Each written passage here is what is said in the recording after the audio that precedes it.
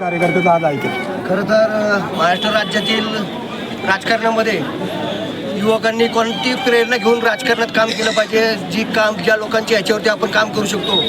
मागाशी मी सांगितलं श्रद्धांजली वाहतावेळी की विलासराव देशमुख साहेब हे आमचे प्रेरणास्थान होते. त्याचप्रमाणे जरी राष्ट्रवादी काँग्रेस पक्ष वेगळा असला तरी अजितदादांची प्रशासनावरती असलेली पकड, त्यांची काम करण्याची पद्धत, रोखठोक भूमिका, होला हो आणि नाहीला नाही म्हणण्याची पद्धत, पण जर ते हो म्हटले तर ते काम कोणत्याही परिस्थितीत करणार म्हणजे करणार.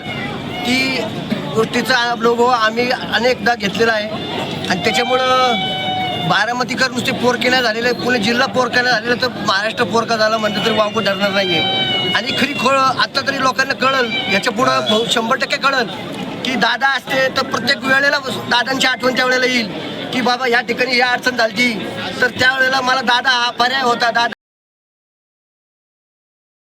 दादा आले होते त्यावेळेस तिथले कॅन्सर हॉस्पिटलचे डॉक्टर जोशी म्हणून गोसावी त्यांनी मला फोन केला की दादा येणार आहे, त्यांना आमच्या हॉस्पिटलला भेट द्यायला बोलवा.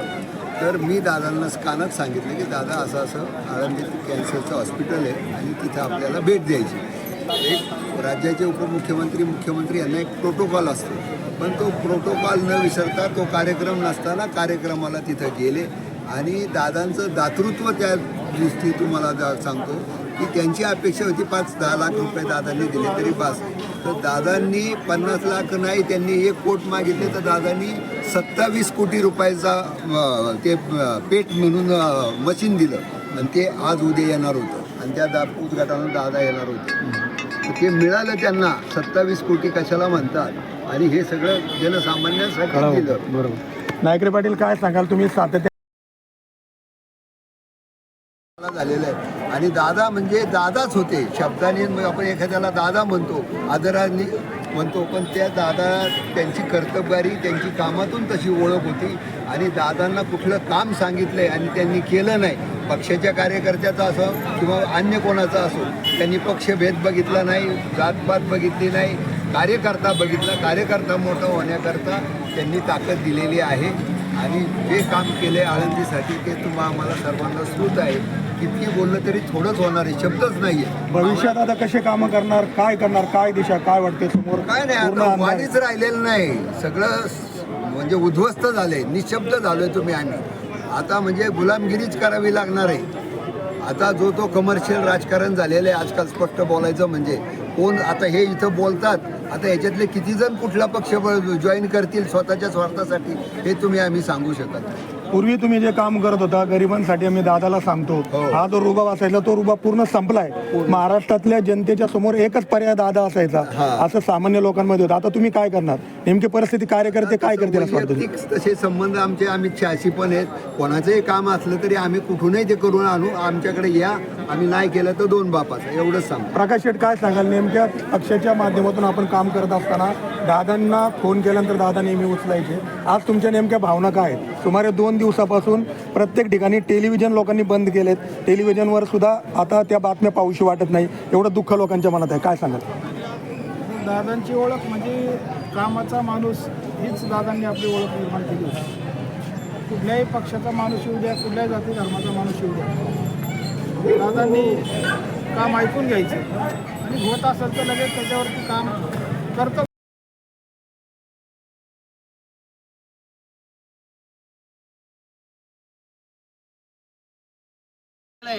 राज्यातील युवक समाजकारणामध्ये, राजकारणामध्ये काम करायचं का नाही करायचं ही परिस्थिती आता सर्वांपुढे मोठी गंभीरतेने उभी राहिलेली आहे. आनंदराव, काय सांगाल? तुम्ही शिवसेनेच्या खूप काळापासून काम करत आहात. आता भविष्यामध्ये सर्व संपलं अशी परिस्थिती राष्ट्रवादीमध्ये एकंदर दिसून येते. तुम्हाला काय वाटतं, कार्यकर्ते नेमके काय करतील, काय पुढे दिशा होईल? आणि सर्वच ठप्प झाले अशी परिस्थिती आज आहे. पक्ष कोणताही असू दे, पण दादा जिव्हाळ्याचा माणूस निघून गेला अशा भावना आहेत. काय सांगाल, काय परिस्थिती वाटते? नक्कीच केवळ राष्ट्रवादीच नव्हे, महाराष्ट्राच्या राजकारणात अतिशय मोठी पोकळी निर्माण झालेली आहे. मी तर एवढंच म्हणेल, कुठलाही पक्ष असो, काही असो, सर्वांना आवाजणारे दादा होते. ते आळंदीच्या विकासासाठी यापुढं सर्वपक्षीय मतभेद विसरून, जसं दादा एकमुखी नेतृत्व होतं, यापुढे सर्व पक्षाचे आता मान्यवर या ठिकाणी बरेच आहेत. सर्वांना मी या ठिकाणी दादांच्या श्रद्धांजलीच्या निमित्तानं सांगू इच्छितो, आळंदीच्या विकासासाठी सगळं पक्षीय मतभेद विसरून महाराज अजितदादांच्या दुःखद निधनामुळे संपूर्ण परिसर नव्हे, पक्षीय नव्हे तर अपक्षीय लोकांना सुद्धा दुःख झाले. आपण वारकरी संप्रदायाचे पाईक आहात, आपण काय सांगाल, नेमकी आपल्या भावना काय? भविष्यामध्ये असा नेता होणार नाही असे सामान्यांतून निर्माण होत आहे. दादांच्या बाबतीत जर बोलायचं झालं, संत वचनाप्रमाणे धर्म जाती प्रांत भाषा याच्या पलीकडे जाऊन आपल्या कर्तृत्व, नेतृत्व आणि दातृत्वाने महाराष्ट्र रात्रंदिवस फुलवण्याचं काम ज्यांनी केलं ते म्हणजे दादा. कधीही कोणीही जावं, स्वपक्षातला असो या परकीय असो, कधीही दादांनी भेदभाव केलेला नाही. आणि असा अभेद्य असणारा, कारण शास्त्र असं सांगते मरण त्यालाच येते की ज्याचा समाज विस्मरण होते. पण आज तो दातृत्वाने भारावून गेलेल्या सर्व कार्यकर्त्यांनी त्यांचं थोडं थोडं घेऊन जरी समाजाची सेवा केली तर दादांना ती खरी श्रद्धांजली ठरेल. आणि त्यांच्या कार्यकर्त्यांना निश्चितच त्या पद्धतीनं काम करतील असा भाव हृदयामध्ये ठेवतो. आणि तमाम वारकरी संप्रदायाच्या वतीने दादांना ही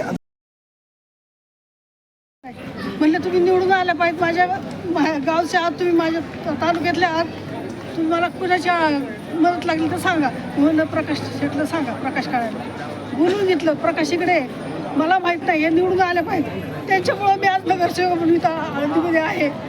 आणि दादांच्या विषयी खूप काय बोलायचं आहे, खूप म्हणजे जवळून संपर्क झालेला आहे, म्हणजे आलेला आहे माझा. प्रत्येक काम त्यांनी माझं केलेलं आहे, कुठलं काम केलं आहे असं नाही. आता जेवढं बोला तेवढं कमीच आहे. मला एक सांगायचं आळंदी घरातलं की दादांच्यामुळं पाणी प्यायला मिळते आज बाबा आसखेडचं. त्यांची जर सही केली नसती आज पाणी प्यायला मिळालं नसतं. हे सगळ्यांनी लक्षात ठेवावं. आणि इथून पुढे कार्यकर्ता हवालदिल झाला अक्षरशः की बोरका झाला आहे. परंतु आपण जाग्यावर राहून त्यांनी आपल्यासाठी अहोरात्र कष्ट केलं. 50% 100% आपल्या जनतेसाठी दिला. त्यांनी स्वतःसाठी एक मिनिट सुद्धा घालवलं नाही स्वतःसाठी की स्वतःच्या कुटुंबासाठी. मी कुठल्याच नेत्यामध्ये नाही. आपल्याला त्याचं फक्त एवढाच गुण घ्यायचं की आपण त्यांच्यासारखं 5% तरी प्रामाणिकपणे राहू तर त्यांना श्रद्धांजली होईल, एवढं मी बोलते. आणि येतो नगरसेवक आहेत, कार्यकर्ते आहेत, अध्यक्ष म्हणून पद भूषवलेले आहेत, काय सांगा? आदरणीय दादा जरी आज आपल्यात नसले तरी आज या सगळ्या लाडक्या बहिणी पोरक्या झालेल्या हे 100% खरं आहे. पण आज दादांचे जे आचार विचार आहे त्यांच्या कुटुंबाकडे जर पाहिलं आणि एवढा जनसमुदाय जर पाहिला तर सुनेत्रा वहिनीसुद्धा महिलांचे तेवढ्याच तत्परतेने प्रश्न सोडवतील अशी मी आशा व्यक्त करते. तसेच पारदादा असतील, रोहित दादा असतील, आपण सर्वांनी जर यांना मनापासून साथ दिली तर नक्कीच दादांसारखं काम करायला त्यांना वेळ लागेल. दुसरा दादा होणे नाहीये, पण काम 100% ते पूर्ण होईल अशी मी आशा व्यक्त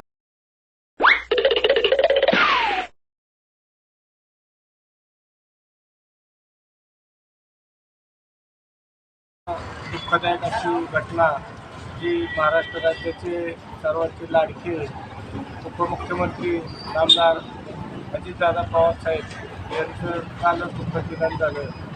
संपूर्ण महाराष्ट्रातल्या जनतेशी त्यांचा एक वेगळाच संवाद होता. तळागाळातल्या कार्यकर्त्यांशी आपुलकीने बोलणे, सर्व जाती धर्मातल्या लोकांना बरोबर घेऊन राजकारणात सक्रिय राहणे आणि विशेषतः करून पुरंदर, हवेली, बारामती या सगळ्या ज्या जवळच्या परिसरामध्ये दादांचं विशेष लक्ष असते. दादांच्या जाण्याने आज पूर्ण महाराष्ट्र नव्हे तर पूर्ण भारत देशामध्ये त्यांची हळहळ व्यक्त केली जाते. परत असा राजकीय नेता महाराष्ट्रात होणार नाही हे आपण कधी विसरू शकत नाही. निश्चितपणे दादा गेल्याने पूर्ण महाराष्ट्रामध्ये ज्या पद्धतीने हळहळ व्यक्त केली जाते त्यामध्ये आमचं बी कुठंतरी दादांनी कुठंतरी असं लाख मोलाचं काम केलेलं होतं आणि त्या मोलाच्या कामाचं दादांच्या बोलणं काय केलं हे शब्दच नाही, निशब्द आहे. दादांना जेवढं कौतुक करावं दादांचं होतं तेवढं कमी नाही. आज दादा गेल्याने आमच्यासारख्या सर्वसामान्य कार्यकर्त्याला अशी एक मोठी पोकळीक जाणवत आहे आणि दादांना आमच्या सर्व मित्रपरिवाराच्या वतीने व समस्त शहर मुस्लिम बांधवांच्या वतीने मी या ठिकाणी भावपूर्ण श्रद्धांजली वाटतो. धन्यवाद. जय हिंद, जय महाराष्ट्र. लोकप्रिय नेता, हजरजबाबी, कर्तव्यदक्ष, अतिशय कडक, तितकेच प्रेमळ अजितदादा पवार यांना भावपूर्ण श्रद्धांजली. जवळजवळ बघितलं तर अख्खा महाराष्ट्र हळहळ व्यक्त करतोय आणि पश्चिम महाराष्ट्रात परत असा नेता होणार नाही.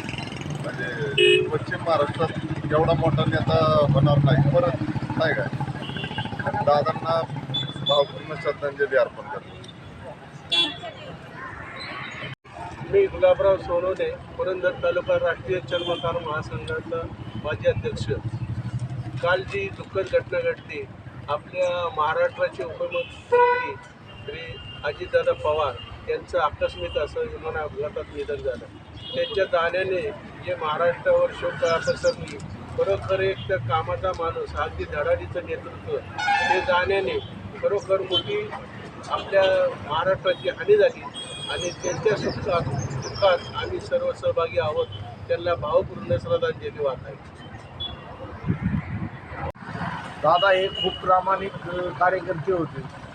दादा गेल्याने आम्हाला खूप दुःख झालेले आहे. आमचे कार्यकर्ते पण खूप रडू आले त्यांना. वरडून बोललो, परंतु दादा ती मनात बी ठेवत नव्हते. त्यांचं मन अगदी एवढं म्हणजे मोकळं होतं की असा प्रखर महाराष्ट्राला नेता अगदी मुश्किलच आहे. दादा जाण्याने संपूर्ण महाराष्ट्राला दुःख व्यक्त करावा लागतो.